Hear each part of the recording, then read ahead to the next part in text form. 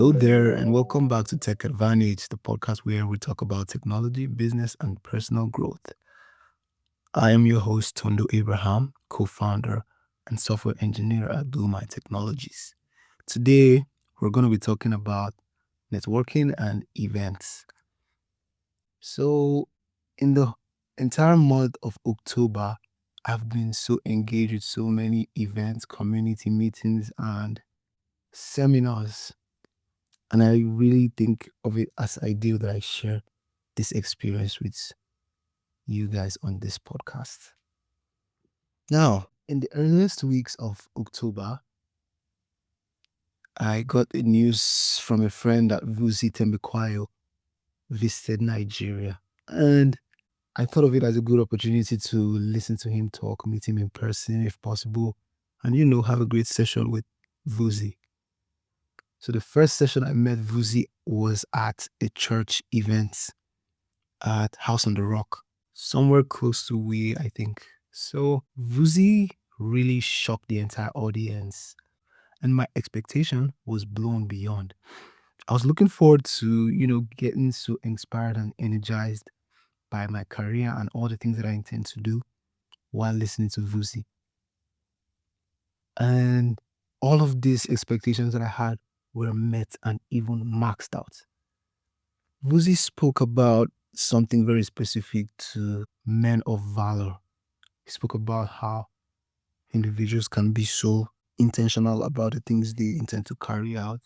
And rather than leaving things to be vague, they move to life with firm intentions of doing big things and executing. There's so much value that I got access to on this session. And I feel like we young entrepreneurs and builders trying to become something great, we need to find a way to be in the presence of such people that have achieved the kind of things that we want to, so that we would then have a feel of what it really is like to experience a certain level of growth that we aspire to become. And having to attend a session hosted by Vusi was really a great opportunity. So when I attended this session, I took a few images and I posted this to my WhatsApp status. And then one of my friends told me that his dad was going to host Vusi the coming week. This is Mr. Iowa. Yeah, he told me about this. And I was like, wow, impressive. Do you think I could get access to this event? So he told me it's like a paid seminar. He sent me the prices. I think the lowest ticket was about 118,000 naira. And when I saw that, I was overwhelmed that, wow, the same person that I got access to listen to for free has another session that's as expensive as that. And the VIP ticket was even 3 times that amount. So I told him that I even intended to buy the previous tickets for this event, which cost 50K for young entrepreneurs. And when I tried to make that purchase, I think the ticket was out of stock, or it was something that I think my age range was above, so I couldn't even access that ticket. So he then told me that he's going to speak with his dad and see if I would get any access to the event. So fortunately for me, he granted me access to the event, and not even as a regular ticket, but a VIP. So other than even just Mr. Vusi, we had other speakers like Mike Rador, Mr. Iowa Ralph, so many other big entrepreneurs. They just re-engineered our minds, because that was the theme of this session. We got so much intense lectures on what it is to scale businesses in Africa and building successful startups, so many things. And all of this information that I got just made me see things on a different level. I also got to network with a few people. I met some other young entrepreneurs. I met a lady that was into men fashion, and I met a cybersecurity analyst trying to build a startup relating to cyber, and so many other great minds. And when you find yourself in such a place of people trying to do big things just as you intend to, You feel so inspired always. So these two events that I had attended were just a major step forward for me in my business pursuits. So in the third week of October, I also attended some other couple of events. The social media festival was held somewhere in Uye also, I think by the Family Worship Center Church. It's the Aja Excel, yes. So that event was a 1 week boot camp before the main session. So the 1 week boot camp was a virtual session.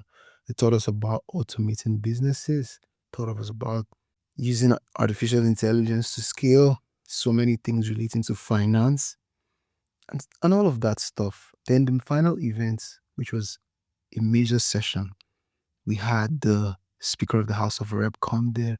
We had Salem King come there. The famous Sabinus and so many other entrepreneurs. They came, told us about their own personal journey and how they became a success, gave us some pro tips. During this session, I also was able to network with a few people. I saw so many young people that have built stuff trying to sell their self. When you visit events like this and you see how much people are putting in efforts to be known on the internet space, to make impact, be profitable, you ultimately just realize that, wow, I'm so way behind. Regardless of your position, you always feel that someone out there is doing so much more with even less than you have. And that is like a major push to making you understand that more efforts could be made, so much could be done. And all of these things aren't even cliche anymore because I just have over time begin to understand that this is reality. To see any effect that you might dream or envision for, you just need to put yourself out there, find a space of people with same kind of minds to just inspire you. And networking sessions and events is just a great place to even start. After the social media festival, a couple of days later, I also had access to a startup conference still here in Abuja. Now, this conference, a lot of experienced entrepreneurs and business people were brought to this space to teach young and aspiring tech business owners to understand what it is to build successful businesses. We were schooled and taught on major roles that founders play in their businesses, how they're able to scale, and so many things in between. There also was a pitching session during this event. I think more than 30 businesses pitched their ideas. Young entrepreneurs below the age of 30, and I even think someone as young as 20 or even 19 pitched their own business ideas. And all of the businesses were revolving around technology, artificial intelligence, green energy, and all of that.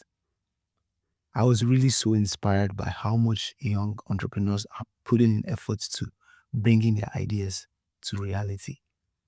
So the winner for this event was a healthcare startup that have found a way to implement their products with artificial intelligence.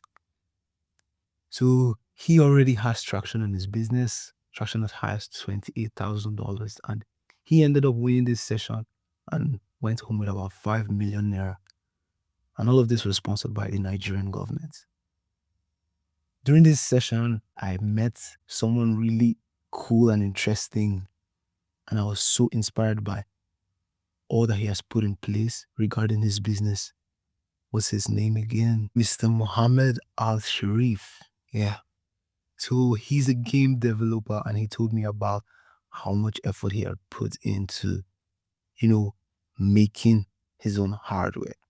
He emphasized to me that hardware is really a big thing and so much of Nigerians put in their effort to building softwares and very few of us major into hardware. And hardware is really like the core to technology, as he explained. He said, software come and go, but hardware stays for a longer period of time than even suffers. Think about the amount of applications that have been shipped across the internet from the year of 2019 till now, and the amount of hardware. Do the comparison when you'd see that hardware has stayed a longer period of time compared to software. I think during my undergraduate days, I had a lecturer explain to us that the exponential growth between hardware and software, like the difference is an interval of 10x. So for every 1% margin that hardware climbs by, software climbs by 10 times that amount. So that was how he gave me his point of view. So he was even explaining to me that he already has access to some funding from Jais Bank, and he's trying to like finalize the whole phase to setting up the whole gaming development and all of that. I was really impressed by the work he had put in. He even studied gaming as a master's degree in the UK, which was really fascinating. So throughout all these events that I've been opportune to attend, one thing that I know is a major takeaway for me is that when you just find yourself in a gathering of people that aspire to do things that you envision to see as your own reality, you feel like that thing is not as impossible as it used to be in your mind. When you find yourself in an environment of people that already have these things existing, like as the norms, somewhere in your mind, you just understand that this isn't really so much of an impossible or Herculean task as I've always thought. You just find a way to understand that, oh, it's not that big of a deal. And maybe some way, somehow, I could make it my own reality by putting in a little effort. So that's just what I want to emphasize to you. And thank you so much for listening to Tech Advantage thus far. I really do appreciate you being on this podcast. And on our next episode, we'll be having Mr. Jeremy, co-founder of Money Rates, tell us about his tech experience and journey so far. So I hope you stay tuned on this podcast and follow to get notification on our next release so that you are informed on technology and finance, because our guest on the next episode is an expert in terms of finance, technology, and building on the blockchain. Thank you so much and have a great day.